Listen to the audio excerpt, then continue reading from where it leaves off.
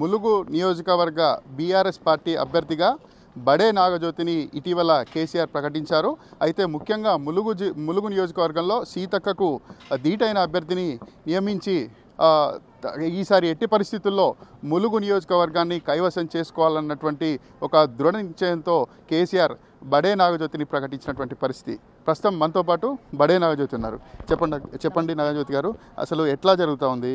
ఇటీవల మిమ్మల్ని ములుగు నియోజకవర్గ అభ్యర్థిగా ప్రకటించారు, బీఆర్ఎస్ పార్టీ అభ్యర్థిగా. అంటే ఎలా జరుగుతుంది? పబ్లిక్లోకి పోతూ ఉంటే ఎలాంటి రెస్పాన్స్ ఉంది? పబ్లిక్లో పాజిటివ్ రెస్పాన్స్ ఉందండి.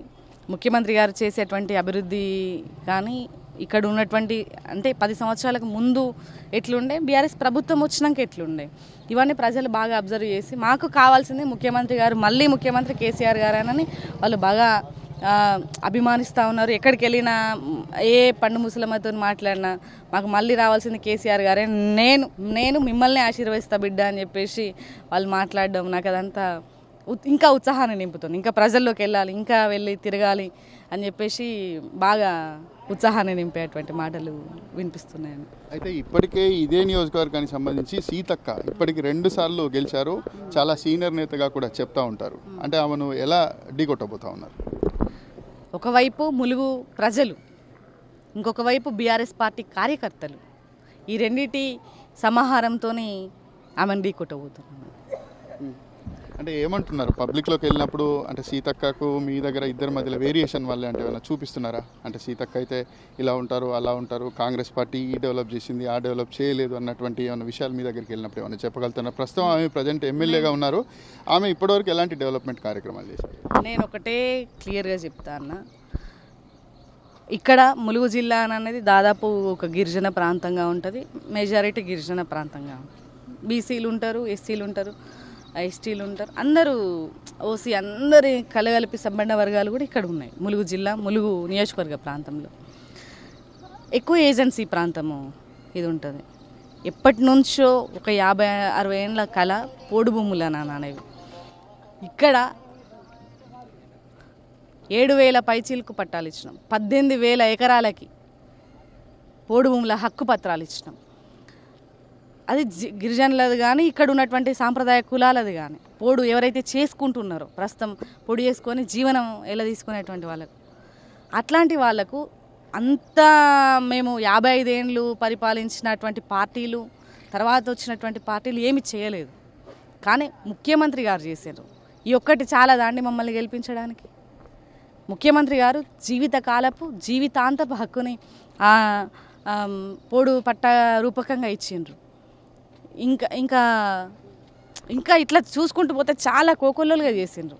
మీకు ఒక ఎగ్జాంపుల్ ఇది చెప్తున్నాను. సీతక్క తల్లిదండ్రులకు కూడా పోడు పట్టాలు ఇచ్చిండ్రు, కానీ సీతక్క బయట మాత్రం కొంతమందికి ఇస్తే సరిపోతుంది అన్నటువంటి ఒక విమర్శ బీఆర్ఎస్ పార్టీ మీద చేస్తూ ఉంది. దానిపైన మీరేమంటారు? నేను మీకు ఒకటే అప్పీల్ చేసుకుంటున్నా అన్న, కొంతమందికి అయితే వాళ్ళ తల్లిదండ్రులకు కూడా ఎట్లా వస్తుందండి నిజంగా. అంటే కొంతమందికి అని అంటే ఇక్కడ ముఖ్యమంత్రి గారు కానీ, ఇక్కడ ఉన్నటువంటి బీఆర్ఎస్ పార్టీ కానీ, బీఆర్ఎస్ పార్టీ వ్యవస్థ కానీ, ప్రభుత్వం కానీ ఎక్కడ స్వపక్షం విపక్షం అనే తేడా లేకుండా ప్రతి ఒక్కరికి అటు సంక్షేమ ఫలాలు కానీ ఇటు ఏదైనా కానీ ప్రతి ఒక్కరికి, పేదవాళ్ళకి ప్రతి ఒక్కరికి కూడా వాళ్ళందరికీ ఇచ్చుకుంటూ సంక్షేమ ఫలాలను అందిస్తూ పోతుంది. ఎక్కడ వివక్షత చూపించట్లేదు. వివక్షత చూపించినట్టు మీకు ఎక్కడ కనిపిస్తుంది? ఏ ఒక్క దగ్గర కూడా వివక్షత చూపించకుండా ముఖ్యమంత్రి గారి నిర్ణయాలు కానీ, ఇక్కడ ఉన్నటువంటి పార్టీ నిర్ణయాలు కానీ అట్లనే ఉన్నాయి. వాళ్ళు కావాలని బురద జల్లడం, వాళ్ళ పార్టీ ఏదో కావాలని చెప్పేసి, ఏదో రావాలని చెప్పేసి రకరకాలుగా మాటలు మాట్లాడతారు. ఇక అవన్నీ మేము పట్టించుకోం. అయితే సీతక్క అంటే ముఖ్యంగా ప్రచారానికి ఎక్కువ ప్రయారిటీ ఇస్తుంది అన్నటువంటి ఒక విమర్శ కూడా ఈ ఇటీవల కాలంలో సీతక్క మీద వినిపిస్తూ ఉంది. అంటే నిజంగా అభివృద్ధి ఫలాలు కానీ లేకపోతే కానీ ఈ ప్రచారానికి సంబంధించి ఎక్కువగా ప్రయారిటీ ఇస్తుంది అంటారా? మీరేమంటారు అన్న? ఇప్పుడు నాకన్నా ఎక్కువ మీరు ఒక విలేకరి ఉన్నారు, మీకు తెలుస్తుంది. అంటే ఇన్ని రోజులు వార్తలల్లో కానీ అన్నిట్లల్లో కానీ ఏంటిది అని అనేది మీకే తెలుస్తుంది. ఇక నేను దానికి సమాధానం చెప్పాలనుకోవట్లేదు. అంటే మీరు సర్పంచ్ స్థాయి నుంచి నెక్స్ట్ జెడ్పీటీసీ నుంచి ఇప్పుడు జెడ్పీ చైర్మన్గా నెక్స్ట్ ఎమ్మెల్యే అభ్యర్థిగా పోటీ చేయబోతా ఉన్నారు. ముఖ్యంగా మీరు ములుగు నియోజకవర్గ ప్రజలకు ఇచ్చేటువంటి ఒక సందేశం ఏంటి అన్న? నేను రాజకీయాల్లోకి పెళ్ళి కాకముందుకు ఒక ఆడపిల్లగా నేను ఈ సమాజానికి, నా ఊరికి, నా ప్రాంతానికి చేయాలన్న ఒక దృఢ సంకల్పంతో వచ్చిన అన్న. నా ఊరు ప్రజలు కూడా నా దగ్గర ₹1 కూడా ఆశించకుండా వాళ్ళు ఓట్లేసి నన్ను గెలిపించారు.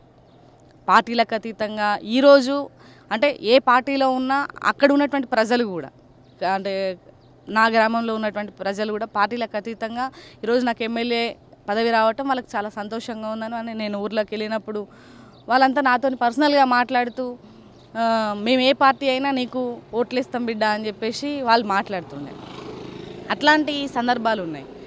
నేను సర్పంచ్ అయిన నాడు నా ఊరికి నా ఇంటి ముందట కూడా రోడ్లు అయిపోతుండే. కానీ నేను సర్పంచ్ అవి జెడ్పీటీసీ అయిన తర్వాత నాకు జెడ్పీటీసీగా ముఖ్యమంత్రి గారు అవకాశం ఇచ్చిండ్రు. నేను గెలిచిన తర్వాత నా ఊర్లో ఎక్కడ చూసినా రోడ్లు వేసుకున్నాను. అట్లనే నా మండలంలో వేసుకున్నాను. నేను అభివృద్ధి చేయటంలో ఎక్కడ బ్యాక్ స్టెప్ వేయలేదు. అభివృద్ధి చేస్తూనే వచ్చిన. మీరు కావాల్సుకొని ఉంటే 2019 సర్పంచ్ ఎన్నికల తర్వాత జెడ్పీటీసీ ఎన్నికల తర్వాత దానికంటే ముందు మా పల్లెలు ఎట్లున్నాయి ఇప్పుడు ఎట్లున్నాయి ఇవన్నీ మనం మాట్లాడుకోవచ్చన్నా. ఆమెకు ప్రజలు ఒక 2 సార్లు అవకాశాలు ఇచ్చిండ్రు. నేను ప్రజలను ఒకటే విన్నవించుకుంటున్నా, నేను ఎవరిని ఏం కామెంట్ చేయాలని నేను అనుకోవట్లేదు. 2 సార్లు వాళ్ళకి అవకాశం ఇచ్చిండ్రు. మీకు చేసింది ఏంటిది? నాకు ఒక్కసారి అవకాశం ఇవ్వండి. మీరు ఎంతోమందికి అవకాశాన్ని ఇచ్చిండ్రు. నాకు ఒక్కసారి అవకాశం ఇవ్వండి. నేను చేసి ఏం చేయాలో ఇక్కడ ఏం అభివృద్ధి అవసరమో అది చేసి చూపిస్తా. ఇప్పుడు నాకు ఈ 2 నెలల కాలంలో కూడా అంటే నేను ఎప్పుడైతే రావాలో పోడు భూముల పట్టాలు పంచినాం అన్న, అట్లనే అర్హులైనటువంటి పేదవాళ్ళకి ఇండ్లను ఇచ్చినాం. ఇప్పుడు దాదాపు రేపు పంచుకోబోతున్నాం. అట్లనే ఇక్కడ ఉన్నటువంటి పథకాలన్నీ కూడా అర్హులైనటువంటి వాళ్ళందరూ పేదవాళ్ళకే ఏం డాబాలు ఉన్న వాళ్ళకో వాళ్ళకు వీళ్ళకు మేము ఇక్కడ ఇది చేయట్లేదు. డబ్బులున్న వాళ్ళకే ఇవ్వటం లేదు. అర్హులైనటువంటి పేదవాళ్ళు ఎవరైతే ఉన్నారో వాళ్ళకి ఆ సంక్షేమ ఫలాలు అనేవి కరెక్ట్గా అందజేస్తున్నాం. మా మీద బురద జల్లడం, మా మీద రకరకాలుగా చేయడం వాళ్ళు చేస్తున్నారు. మేము నిజాయితీ ఉన్నప్పుడు ఎవరికి భయపడాల్సిన అవసరం లేదని నేను అనుకుంటున్నా. ప్రజలకు నేను చేసే విజ్ఞప్తి ఒకటే, మీరు ఎంతో మందికి ఛాన్స్ ఇచ్చిండ్రు ఈ ములుగు నియోజకవర్గం నుంచి. నేను ఒక పేద బిడ్డను, మీ ఇంటి బిడ్డను, ఒక ప్రభాకర్ అన్న కూతుర్ని, నేను న్యాయం కోసం పోరాడే అమ్మాయిని. నాకు ఒక్కసారి అవకాశం ఇవ్వండి, నన్ను గెలిపించండి అని నేను వాళ్ళని వేడుకుంటున్నా. రాష్ట్రంలో రాని దేశంలో రాని పార్టీకి మీరు ఓటేసి మోసపోవద్దు, ఇక్కడ వచ్చి అభివృద్ధి చేసుకునే వైపు నడవాలని నేను వాళ్ళని విజ్ఞప్తి చేసుకుంటున్నాను. టికెట్ ప్రకటించిన రోజు మీరు కొద్దిగా ఎమోషనల్గా అయినరు. ఎందుకు అంటే అంటే దేనివల్ల అంటే ఒక పేదింటి ఆడబిడ్డకు నాకు అవకాశం ఇచ్చినందుక లేకపోతే ఎందుకు అయినారు అది ఎమోషన్? ఇక్కడ 2 కారణాలు ఉన్నాయన్న. మా నాన్నగారు ప్రభాకర్ అన్న బడే నాగేశ్వరరావు గారు అలియాస్ ప్రభాకర్ అన్న, వారు ఈ ప్రాంతంలో ఎంతో సేవ చేసిండ్రు.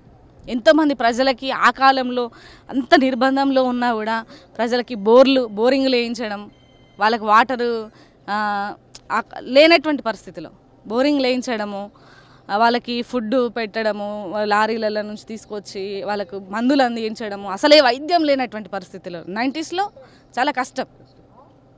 అట్లాంటి పరిస్థితుల్లో వాళ్ళకి మందులు ఇవ్వడము, ఇవన్నీ మెడిసిన్ తీసుకొని వెళ్ళడం, బట్టలు తీసుకొని వెళ్ళడము, లోపల ఉన్నప్పటికి కూడా అంత నిర్బంధంలో కూడా ఆయన చాలా సేవ చేసిండ్రు. అయితే అంటే ఏ బాట ఏంది అని అనేది పక్కన పెడితే నేను ఈరోజు ప్రజాస్వామ్యబద్ధంగా ఇటు వచ్చినటువంటి క్రమంలో ఆయన చేసినటువంటి అంటే అట్లాంటి నిర్బంధమైనటువంటి పరిస్థితుల్లో కూడా ఆయన అంత బాగా సేవ చేసిండ్రు. ఈ 20 ఏళ్ళ తర్వాత నాకు సేవ చేసే అవకాశం వచ్చింది. ప్రజాస్వామ్యబద్ధంగా నాకు సేవ చేసే అవకాశాన్ని ముఖ్యమంత్రి గారు కల్పించిండ్రు. నాన్న మళ్ళీ నీ ఆశయాన్ని నేను మళ్ళీ ఈ రూపకంగా అంటే ఇట్లా ఈ విధంగా తీసుకెళ్తున్నానని నాకు ఆ రోజు అనిపించింది. అందుకే ఎమోషనల్ అయినా. అయితే ముఖ్యంగా ఇటీవల బీఆర్ఎస్ పార్టీకి సంబంధించిన ప్రహ్లాద్ బీజేపీలో జాయిన్ అయ్యాడు. అంటే వారి ప్రభావం మీకు ఏ విధంగా ఏమన్నా, వారి ప్రభావం ఏమన్నా మైనస్ ఏమన్నా అయ్యే అవకాశం ఉందా మీకు? అన్న నేను అనుకోవట్లేదు అట్లా అని. ఎందుకనంటే 2 సార్లు గౌరవ మంత్రి చంద్రలాల్ గారు చాలా మంచివారు, ఇక్కడ మంచి టైగర్ ఆయన, అంత మంచి మనిషి. 2 సార్లు ఆయన ఇక్కడ పదవి చేపట్టి మంత్రిగా ఉండి ఈ ప్రాంతాన్ని అభివృద్ధి చేసినటువంటి వ్యక్తి. అట్లాంటి మనిషికి చెడ్డ పేరు తెచ్చింది ఎవరు అని అనేది ఇక్కడ ప్రజలందరికీ తెలుసు. ఆ పెద్ద మనిషి యొక్క ఆశీర్వాదాలు ఈ బీఆర్ఎస్ పార్టీకే చెందుతాయి తప్పితే ఇంకొకరికి చెందవని చెప్పేసి నేను అనుకుంటున్నాను అన్న. ఇక్కడ ఈ ప్రాంతంలో బీజేపీ అయితే రాదు.